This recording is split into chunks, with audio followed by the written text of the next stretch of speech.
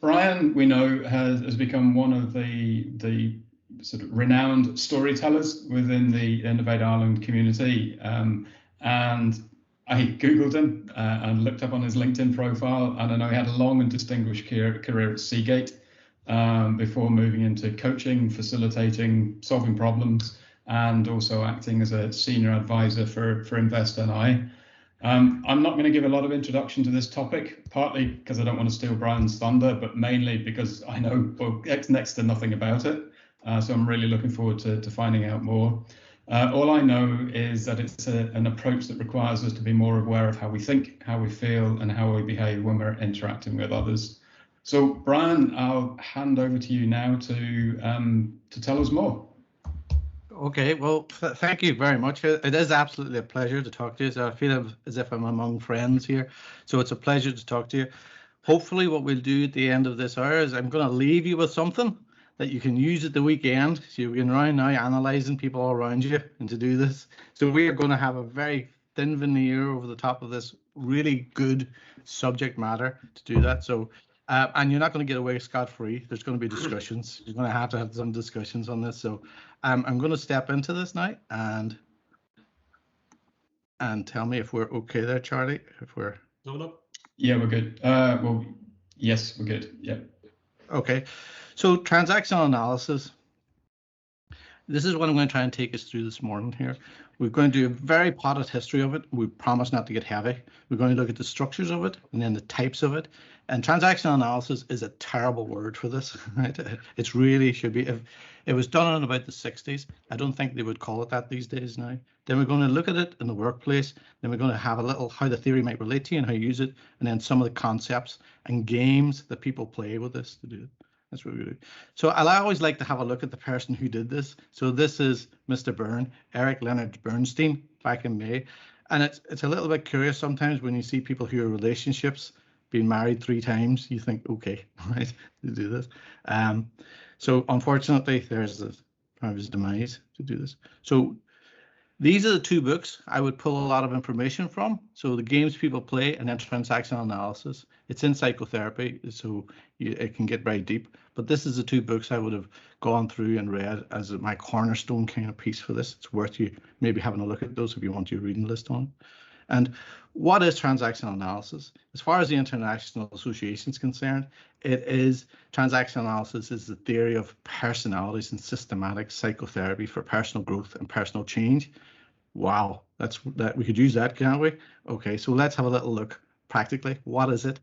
It's about our feelings and how they motivate our behavior. That's what we look at. So keep a hold of that one. But it's important to remember that what Berne talked about was in a repeat situation, you act out a script, you act out a role. So primarily you have been kind of taught how to behave. And when you see these signals, you go into that mode, you go into that character, and that's what you kind of do with this. So that's what he looks at. So it's important to remember that. So thinking and feeling and behaving, they're called the eco states. This is what Berne would call eco states. Now you've heard eco states before, right? Our old friend Freud, back in the 40s, Freud would have come out with this. So he would have had his superego, his id, and his ego.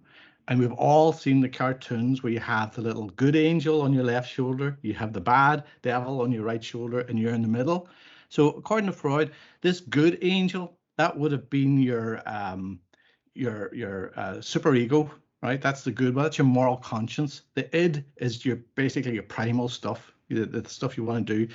And there you are in the middle with your ego. You're trying to balance these out to do that. That's roughly what he said.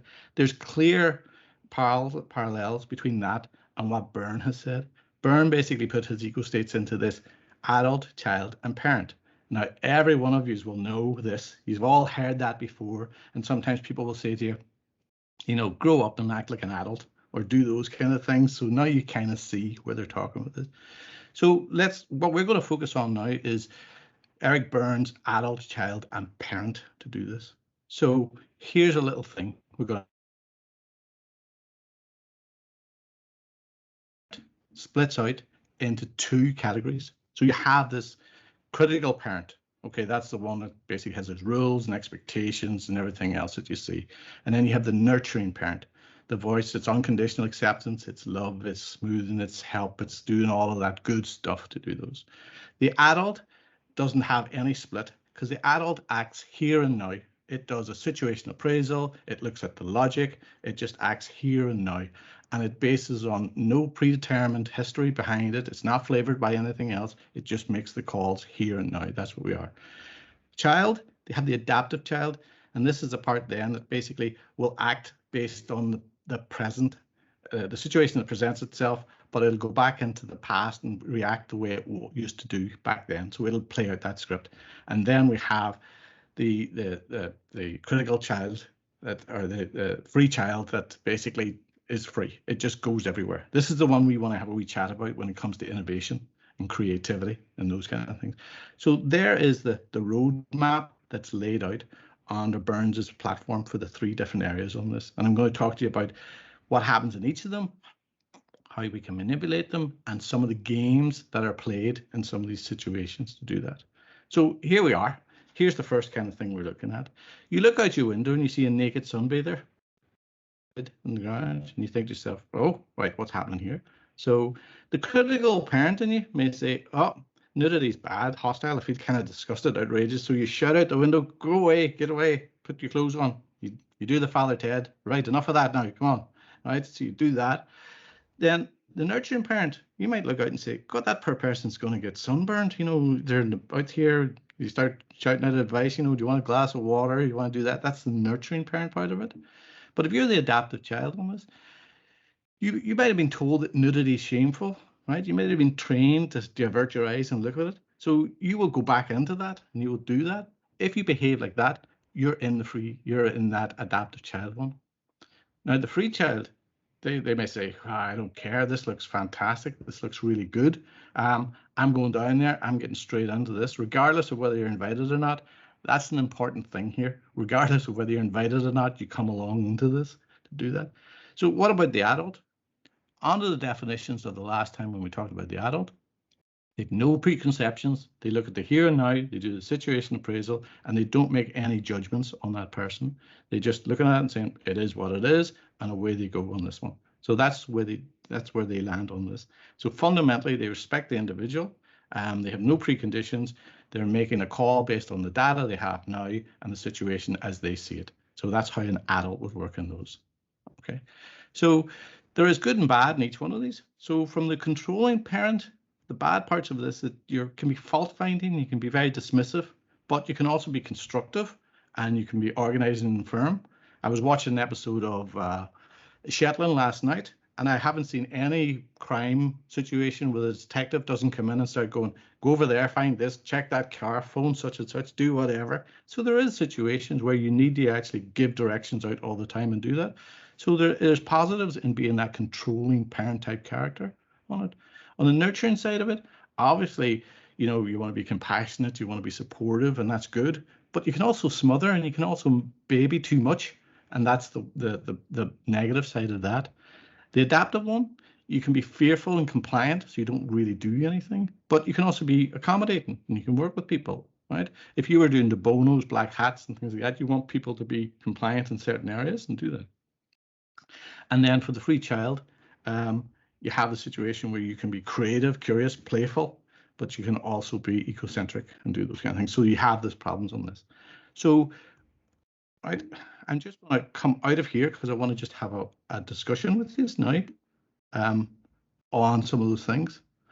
So are we back? All right. So here's the situation. How do you get people to be creative?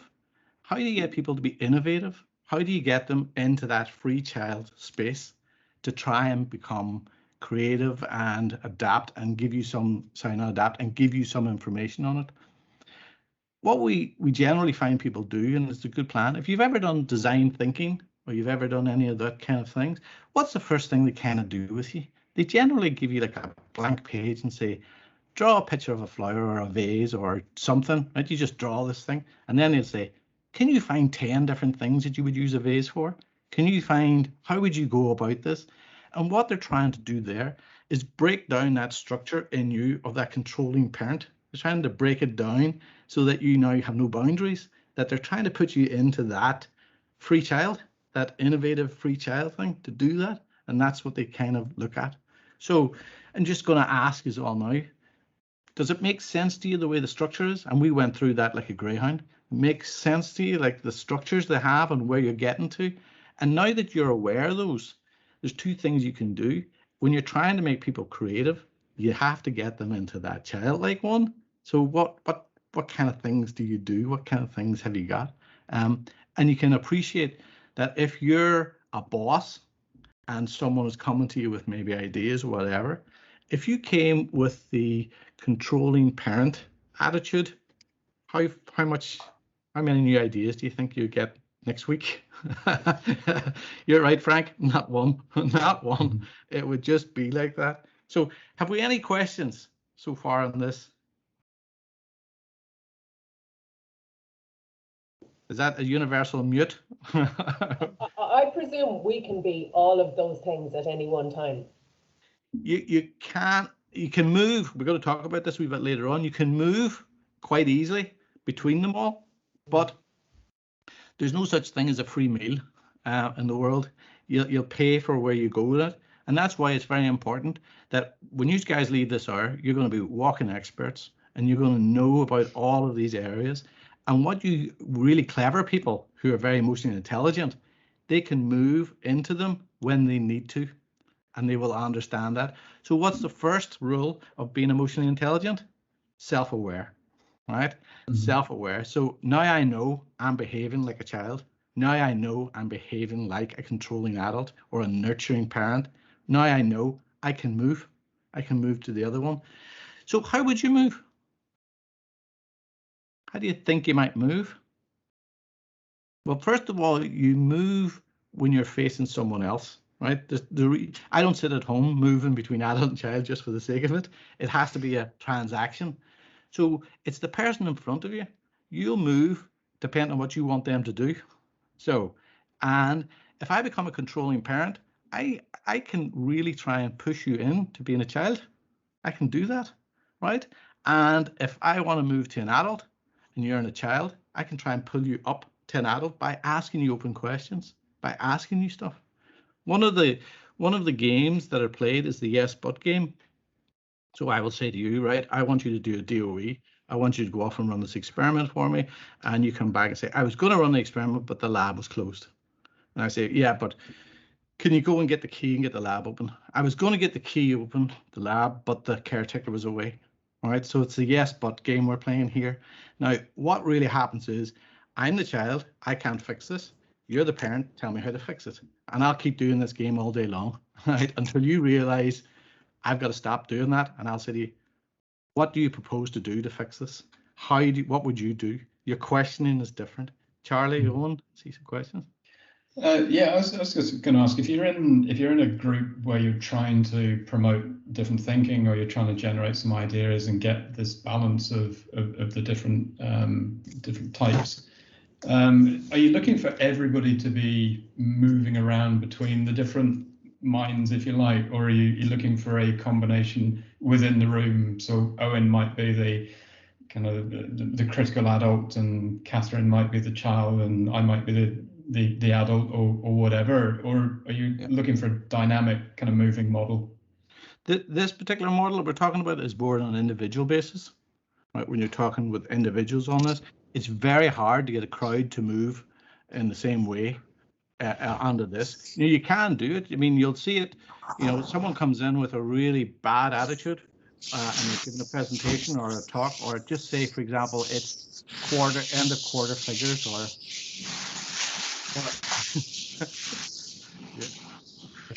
yeah, I promise that's not me. So, if you go in there and you just give out to a team of people, you're all absolutely useless, you haven't done a good job, you're blah, blah, blah, they will all automatically go down into the defensive child mode thing. You'll get some people, I'm going to give you a little example later on here with how this can go badly wrong, depending on how you treat people to do that. So Owen, have you got a question? And then I'm going to move on to the second part of the presentation. You're just on mute there. Yeah, when you press the button, you have to really mean it or it doesn't work. So they're reference points. I don't think you'd need to answer them straight away, and we'll get into the next piece. I mean, because psychology is part of my background, I'm thinking of certain things that other people I'm sure will have common touch points. So the relationship with Daniel Kahneman, thinking fast and slow, the contrast between this approach and the CBT, the cognitive behavior therapy, is really interesting because both of them came decades after the Freudian approach to psychotherapy had become the norm, and they're both reactions to improvements on, then of course there's specializations. So I think that those are both interesting frames of reference. I'm not sure whether you'd be able to comment on both of them. The other two I thought were interesting is change management, whether you talk about ADKAR or the Cotter model or whatever, and negotiation training, the FBI, that business of being able to move the people around you into the roles. That's very reminiscent of their approach to negotiation. So there's just 4 frames of reference that I thought might be useful. Comment now or comment later. I might come back to the very same questions later. Okay. What are we doing? Consensus, folks? We move on to some more slides? Okay.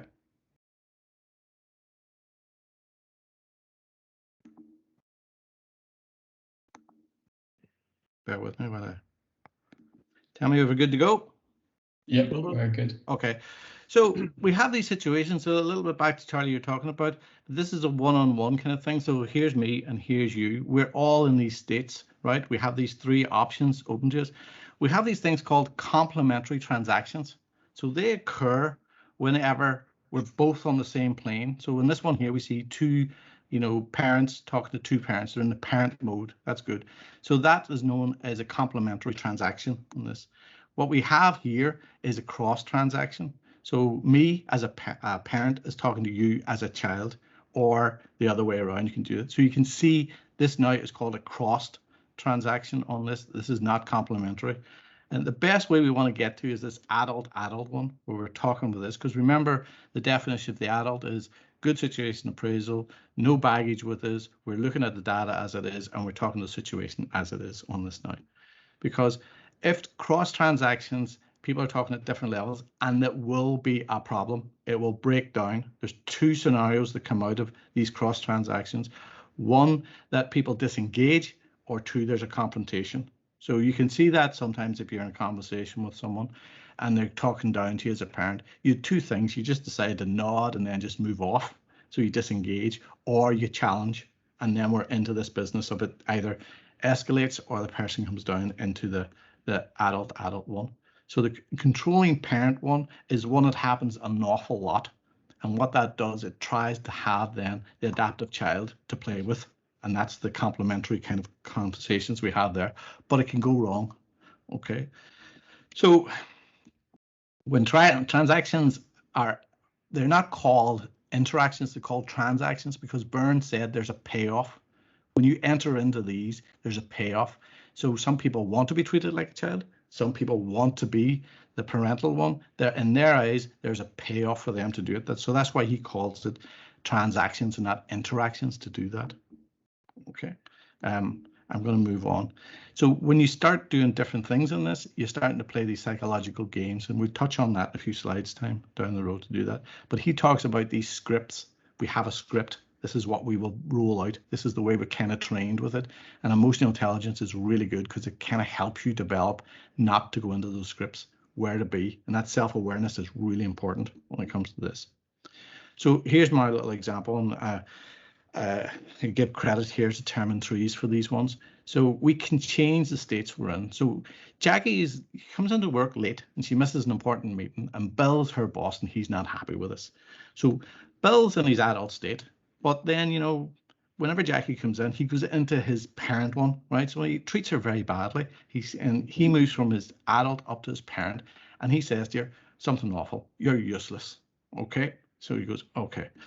So when Jackie is coming in, she's in her adult state, but when she's talked to, she moves from her adult state down into her child state, and she goes, I'm sorry. So what happens here now is Bill is talking to her as a parent, and she's reacting as a child. He has put her in that, and she's gone to it. She's complied to it, because he's put her into it, and for whatever reason in her background, that's the way she wants to go. So she just goes down into that role, and we end up with a situation here.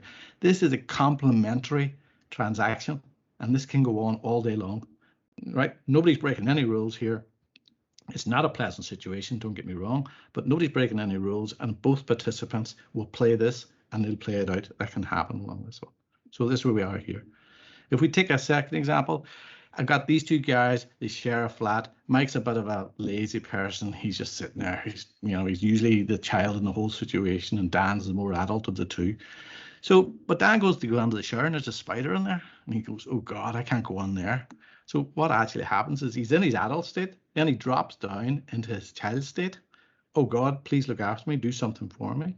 Mike, who's normally the kind of lazy one of them, he steps up to the mark here. He's usually the child of the situation, and he says, you know what, that's okay, I'll take care of this.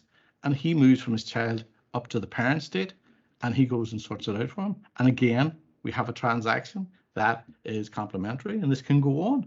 And that's fine. Everybody's happy with this one. Nobody's breaking any rules. There's payoffs. They're both getting a payoff from this, so they can continue happily doing this one. But if we go back and we look at the Bill and Jackie situation, and we roll it again, and he goes up to his parent, he says, you're useless. Jackie this time does not go down. She goes, don't you dare talk to me that way. All right, so now we have a Mexican standoff.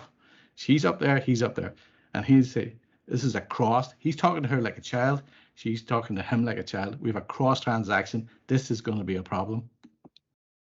He says, you missed the meeting. She goes, I don't care. You don't dare talk to me like that. He says, but now you see the challenges. Oh, but hang on a minute. All right. And she goes, no, you can bloody well apologize. And he's like, but I was only just, and she's, no good. I'm waiting. He goes, I just meant that. And she's got, no good, no good. So he'll go, okay, right, I played this out to be nice in life. He backs down in this situation. That cross transaction is unstable. It's going to cause a problem. And in this case, he'll go, okay, I'm all right. And he'll drop down, and then he may start talking to her. But let me just out of this again now, because I want to talk to this. So do you see the scenarios I was trying to play for you, how you can move people about and what you say with them and where you go with them? So those transactions, people get paid for them, and that's a little bit of the deep part here. We're not going to go into that, but people get something out of them. That's why they play the role. That's why they go there. Some people like being bosses. Some people like being babied. That's the way it goes. But you've all been in situations where people have tried to move you, into a different place, or you've tried to move someone else into a place, and you don't realize you're doing this. You don't realize you're doing this. For the engineers among us, if you read the book, Games People Play, there's an equation. There's an equation of how you get to move people into this and how you recognize a game. And part of the equation is there is a payoff, right? There's a gimmick and a payoff. And what happens is this, and people will play lots of games. They throw things into the conversation and lots of games. We've got a couple of slides that's going to show us how that psychological and social transaction works, and that's a game. And you're going to have great fun this weekend. Oh, you're going to have such great fun this weekend with your friends to do that. So what do we think of that, folks? Does that make sense to you? Have you got any kind of life experiences of that? Are you thinking of situations you've been in, and you can relate to that? Yeah. I'm just wondering if I can ask. The most important thing here is that you were saying it's unconscious to an extent. Yeah. We're doing something which is transactional, but it's unconscious. But how would you parse? I'd be with people who I think are manipulating me. I don't think it's unconscious. I think it's actually quite corrosive. How does that fit into this? Oh, Frank, that's people who are if they're manipulating you. These people are really self-aware. They know what they're doing. They absolutely know how to manage you, and that's what they are doing. They don't be under an illusion. This is happening on a sub-level. They are actually planning this, and they're doing this. But here's the thing now, Frank. You will be so good at this. You recognize it, and you'll be able to turn it around. You'll be able to use this to your own situation to do that. So could you manipulate those people?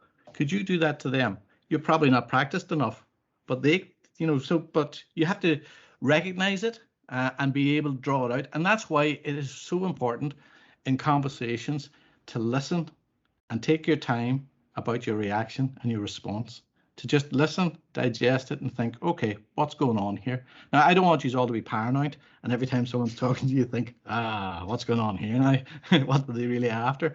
That's not true. Most people have conversations in the street and just, hello, how you doing?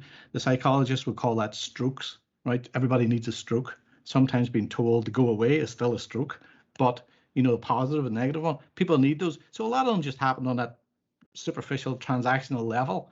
But when you're down in a working situation, or you want to be creative, or you want to get people engaged, or you want to get a good workforce going, then you really need to understand what you're doing. The other ones, it's just hello in the street and move on, and we're all kind of happy and we're listening to that. But if you're in a work situation and you're trying to get something done, or you're trying to be creative, or you're trying to encourage people, or you're trying to get engagement in the workforce or whatever, this stuff you need to understand. I would suggest you need to understand that. I'd say a lot of people who, move into management roles, and I'm not taking away from any MBAs or anything like that, I have one myself. When they move into those kind of roles, it's very structural about how you manage people. And, I think we do need to have a lot more focus on the people, not the structures of managing them, like metrics and what have you. But that's my Friday soapbox stance there for a second on that. Any more questions on that section? We've one more little section of slides to go through. Owen, you had your hand up. Just to point out, it was about 10 minutes ago, but Paul was wondering, is this connected, the model, is it connected to the phrase, the inner child? I've seen it bandied about as the inner child. I as far as Burns is concerned, the two books, it doesn't really go into that inner child thing. People always talk about touching bases with our inner child, and I've always read that as being, go to your free child, go to that kind of no boundaries. What can you do? What can you do with that kind of thing? And that's it. Now, Freud would have said that's your, moving the other side, where you just use your id, where it's your primal, and you just do what you are. You're instinctive and you're born. So there's a couple of definitions of that inner child kind of thing. And like most things, sometimes it's used out of context. But I think in broad stroke terms, the inner child means have less boundaries, be more creative, try different things, do things, get in touch with that kind of things. Society has put boundaries on us. The inner child didn't have them to start with. That's how I read it. Okay. Charlie, did you want some? Yeah, I'm not quite sure how to phrase the question, but because there seems to be like a hierarchy to this, that obviously that you've got the dominance of the parent at the top. So if you're in a discussion with somebody and they're trying to dominate, and you understand what they're doing and you want to level that out, I suppose the first thing you do is you move towards the child end in order to take the tension out of it and then try and bring it back. But I suppose my feeling would be that person is then going to say, I've got him, he's back down.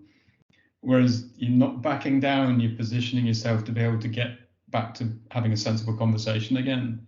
Do you see? Yeah. I don't even know if I'm asking a question there, but well, no, I completely understand where you're going with it, and there's two quick responses to that. One, the parent isn't the dominant one. The way I've done the graph, it looks at the top. It's not. The best one ever to be is the adult, right? That is the most important one to do that. I can appreciate what you're saying about the parent because it wants to dominate, wants to run the show and do that. But a real cool adult, they run the show, right? They might run it with people not knowing it, but they run the show. And you're absolutely right. So how do you move people into these things? The strategy is up to yourself and how comfortable you are. You may move someone from a parent down to an adult straight away without you having to go to the child thing to bring them back. But it's how you want to manage that, how you read the situation, how good you are at managing your own emotions and them and reading their body language and everything else and how you move them back. But you're right, Charlie. The goal is to try and move them back to an adult conversation. And I'm going to try and help you a wee bit with that with the next couple of slides. I should have paid you money for this, Charlie. There was a great lead into this here one. All right, so we're just going to go again. And Brian, sorry, before you go to the slides again. Yeah. This is me, and again, it's the link to the reference points, the psychology. For me, and I think for the group looking at the nodding heads, people recognize this. So it passes the plausibility test. It's also got 50 years of experience, so it's been developed. Yeah. It has validity. But you know, all social science struggles for that rock solid data. So what's the best data for this really works, and you can see that here? What's the best source of evidence? You got me there, Owen, except this is what I would say on this. I mean, there's tons of empirical experiments have gone on, and you're right.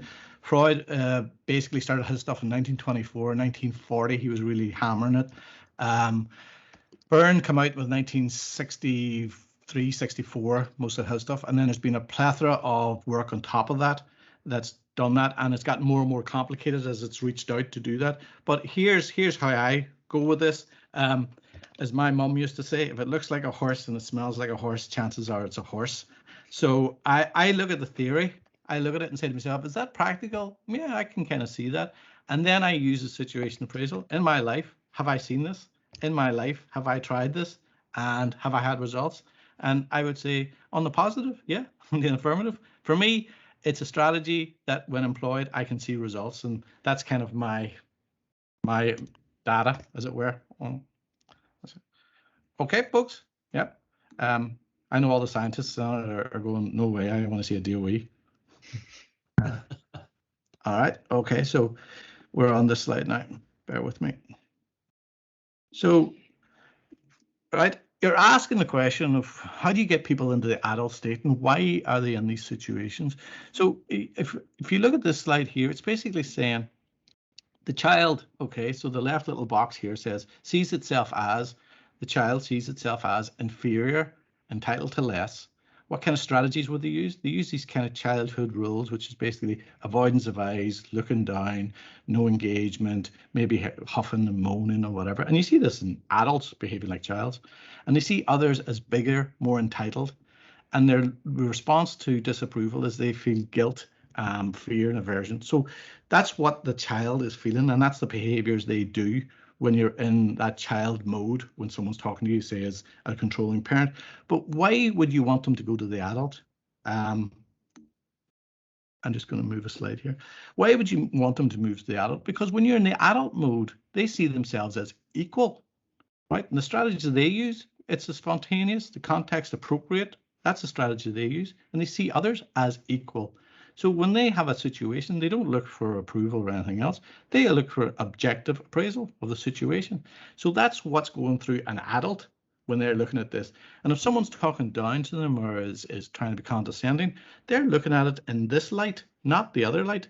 If you had the preconditions that the child has, it's very easy for you to say that person's better than me, that they are more entitled to me, I shouldn't be here, and whatever. But if you're in the adult mode and you have this set of qualities behind you, you just see all the situation as it is, and you're saying that person is equal to me, I have nothing to fear here, whatever. They may be intellectually more educated than you, but you appreciate that. You say, okay, they're more educated, they might have more experience, but I'm going to ask them some questions that's really curious to me. I'm just going to ask them, you know, whereas a child goes, they're so smart, I couldn't bear to ask them the question, I'll look foolish, I'll be whatever. The other person's saying, oh, good, please tell me, what does that really mean? Explain that to me.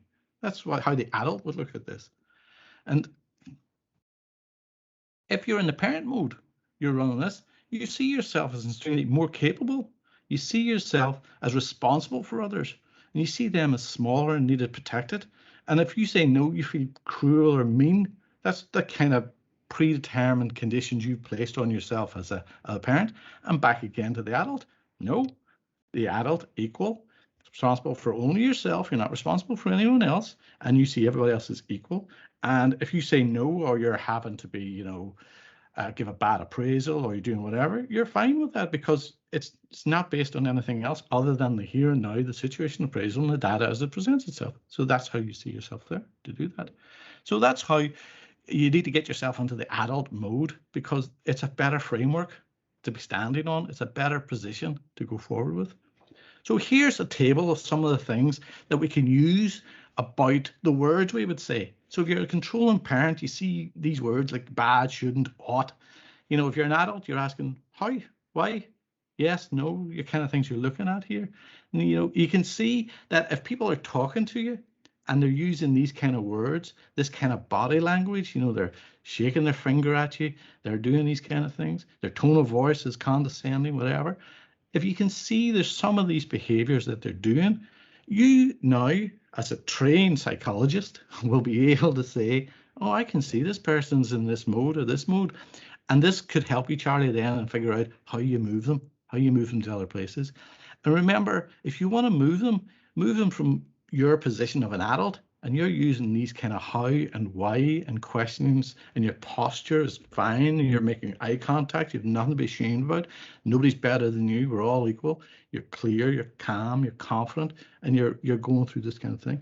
And your body language is right. You're having a persona of positive. It's very good. So now you can see this kind of template where you might get some gems of where people are, where they're going with these things, and how you do those. Okay, on that one. Now, what are transactional games? We talked a little bit about this. So games people play, it's a great book if you read it. It's a little bit of a hard read, and it's set back in the day when people went to cocktail parties. When I was reading it, he was talking about, people having these eyeballs, and I was wondering what the hell is that? But it turns out it's a martini drink, but back in those days. So this is what happens when a game takes place. All right, when a game takes place, we have a social message. We think we're adult to adult, but underneath it, there's this psychological message where someone's talking down to you. Now, sarcasm is a great example of a game where people are saying things they don't mean, right? There's hidden agendas. There's other things happening here to do this. So you've always heard that people are talking to you and they have an alternative motive. But this is how when you lay it out and you map it out under the Berne framework, this is what's happening.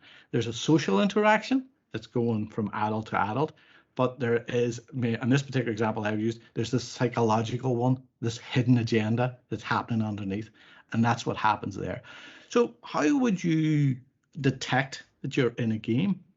Now, you don't detect you're in a game at the start because there's a gimmick there and you get pulled into it. But at some point, it feels uncomfortable. You think, oh, there's something not right here. That's a game. Once you do that, you think to yourself, okay, what's going on? So these are called duplex transactions, and they happen in games. And what actually happens is when this starts going and you feel uncomfortable, welcome to the game. You're playing it, and now you've got to figure out how you win it or how you get out of it to do that. You do. So now that we've got this and you understand these states on it, what are you going to do with this knowledge and how are you going to help yourself? What's your weekend homework? What do you do next on this? So here's what I've just said to you. This is what you should try and do. You should try to be self-aware. I've given you some tidbits, but try to be self-aware of where you are in this and be aware of what other people are doing. Audit your behavior. Are you being mean or cruel, or are you being dismissive, or are you being open and genuine? Are you having eye contact? What are you doing? Audit your behavior to do that. Work to recognize the other states. So that's your homework for the weekend. Just have a look at people and say, well, is that parent, adult, child? What way are they talking to me now? What way am I talking to you now? How are we doing this? Hopefully it's an adult to adult and we're doing this. And then here's the thing, if you really want to do this, ask for some feedback after you've done a meeting or you've done some kind of interaction with someone, and they will tell you, if you've got good feedback on that. And practice moving from one to the other.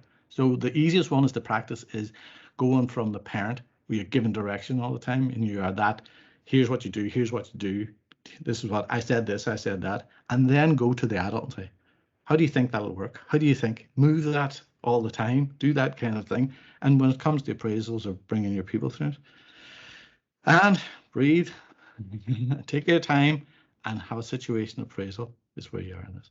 So that's me, and thank you very much. I've enjoyed doing that. Weird. Thanks, Brian. Well done, Brian. Thank you. So that has been a whistle stop through that. We do workshops and they are great fun, but that has been a whistle stop, and I am happy to answer any questions you may have. And how have I done for time for it? Look at that, 6 minutes to go before that, and because you all want your cup of tea for your lunchtime and all that. So what questions do you have for me? Well, can I if you like I'd actually love to ask about parenting, but I'm not going to do that because it's not the right place. But I definitely, if I think about parenting, I think about wanting to be the adult and then having my buttons pushed by my kids, and suddenly I go into that awful. So Frank, remember, breathe, breathe, situation appraisal, and look at it. Easier than parenting. I'm thinking about like when I would be in strategy situations. So I'm getting people to be innovative. I'm getting them to engage in terms of a better state for their company in 3 years' time. And it's going brilliantly. The ideas are flowing. But then I need them to actually kind of synthesize and turn all that kind of innovative thinking into practical, measurable time things. And I see the same people just basically go, no, not comfortable here at all. Making stuff up was great fun, but why is he bringing me back to this? So tell me about how you think you could actually manage that process of moving from storytelling to, building businesses. So here's what I would say on this one, Frank. It's a rich tapestry of life. So we've talked about transactional analysis now. Yeah, there is the whole de bono side of things, and then there also is design thinking. So primarily what I suggest you're thinking about there is you're moving from ideation into prototyping. You're moving from one into the other, and that process is kind of well managed within the design thinking side of things. So it's a question of doing that. What you probably are seeing is some of your individuals really enjoying the part of creativity and ideation, and really not enjoying the part now of smart targets or metrics to do that. So my advice there, you've got to figure out an engagement strategy that bridges that works for your people. But it's not just transactional analysis, it is all of that tapestry that is around innovation, that pipeline, and how you do that. So yeah, that's what I would suggest there, Frank, for you. Right, who's next? I put a. Sorry, Shane, you go ahead. It's probably just worth saying there's actually a pretty cool thread there. So I don't think, because everybody can access it, and most of those aren't questions that you'd have time to answer now. But that's a nice selection to have for people to have a look at. And Brian, if you get a chance before you leave the meeting, that's a good sense of how people were thinking as we were talking, as you were going through the slides. It's good to have a look at. Sorry, Owen, I just missed your very first point of that. Are you saying there's something in the comments, is it? I'm saying that the thread on the chat is quite good, but I won't bring them up as questions down, so we wouldn't have time to do it. But well done, folks. Great reaction. Anybody would like to give a summary reaction individually before we close up with Charlie? Sorry, Shane had a point You there. just following on from what Frank said, I think this whole thing of when you move from ideation to decision making is hugely fraught, and I don't see anyone who has really come up with a good solution to it, because the best solution is to throw most of the people out of the room and give someone with significant authority the authority to just make a decision about what to do. The problem with that is, how do you get everyone else to buy into it? But in my experience, that's what works, is that, it's great to collaborate on the divergent part, but the convergent part is best done by, forgive me, the grown-ups. So I realize that's quite a confrontational treatise, but there you go. It's always difficult, moving from creativity to rubber hitting the road and tangible outcomes. It's always difficult, that one. And it depends on the dynamic of your team and how you do those. But to me, it's that engagement element, how you keep that going over there. I think the two biggest obstacles I've come across actually is imposter syndrome from people in the room, and also this part actually of the hidden agendas. Mm-hmm. Yeah. And if you can name and shame, sometimes it actually requires something like that. And I know that can be confrontation of your child kicking in, but I mean, sometimes you have to call out the elephant in the room in order to go along and actually make progress.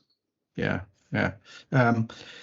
A thing I always hang on to in this particular context, where we're talking about transactional analysis, is the adult is equal. This imposter syndrome, the adult is equal. That's where you are. You have nothing to fear. You might not have been exposed to a particular avenue of life, or you might have done a particular academic career in it. But the adult is just as equal to ask any question and just participate. And that gets rid of the imposter syndrome. And I know it's not that easy just to do that, but that's the work you need to do. That's where you need to sit on that one. Totally agree. I've come across one organization where they actually have they deal with this extremely well. Some of you I'll have asked this question to before, but does anybody know what rank a padre in the British Navy takes or has? Well, there's a clue in the question there. They take on, they do have a nominal rank, but they take on the rank of the person that they are talking to. So they're always talking to peers, whether it's a deckhand or the admiral of the fleet. They are empowered and they are told you talk to them at the same level. They're not above you, they're not below you. And I was given that bit of advice by a coach, and it's one of the things that really stuck with me is if you're going in to talk to the chief exec, then they don't know any more than you do. You know, they just operate at your level. So, but I haven't seen anywhere else that does that. Great example. That's a good Padre. Excellent. That's a good one to do. So, is there any other points anybody would like to make before we close out here?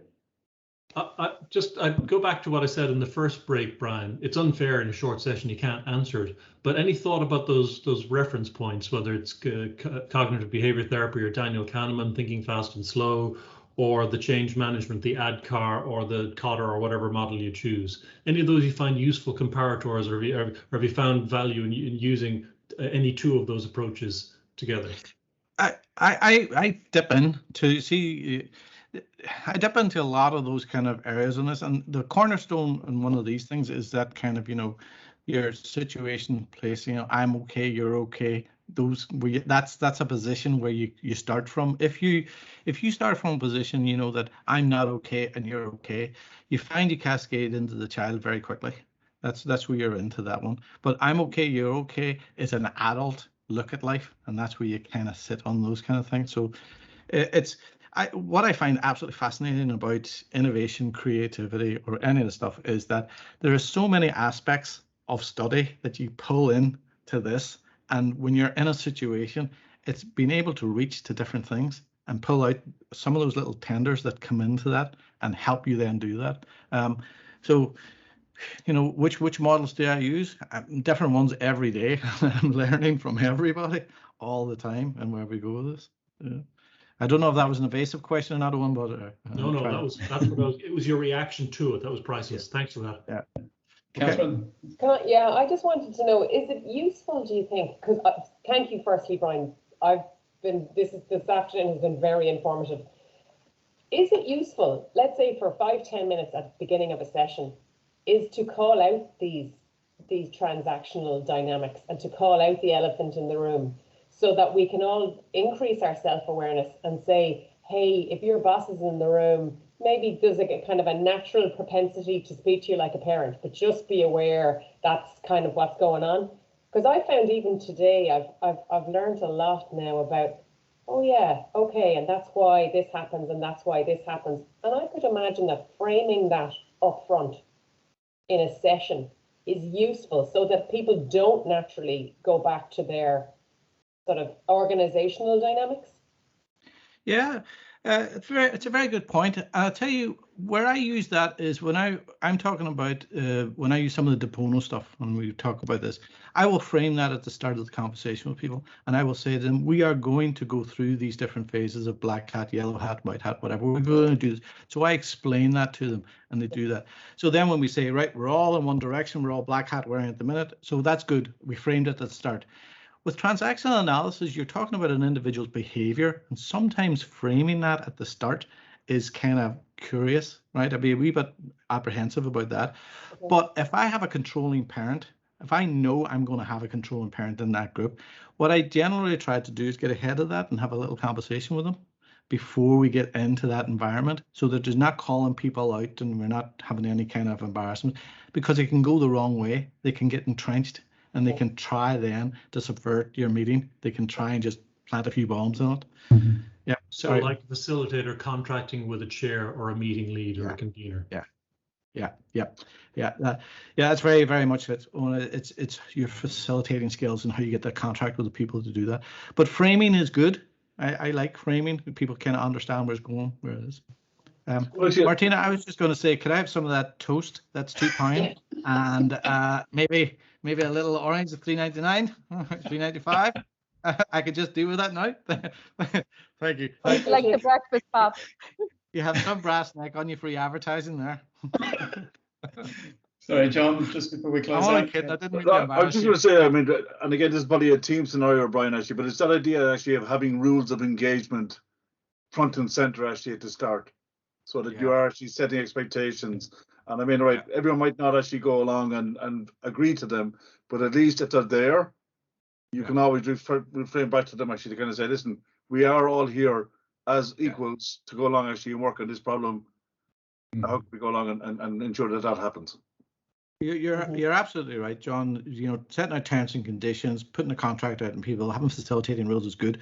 Some of the things we talked about here with transactional analysis, you're the smart person. You know this, and you're looking at your crew. There's no predetermined announcement. You're working. Pardon the expression. You're working the room. You know the people.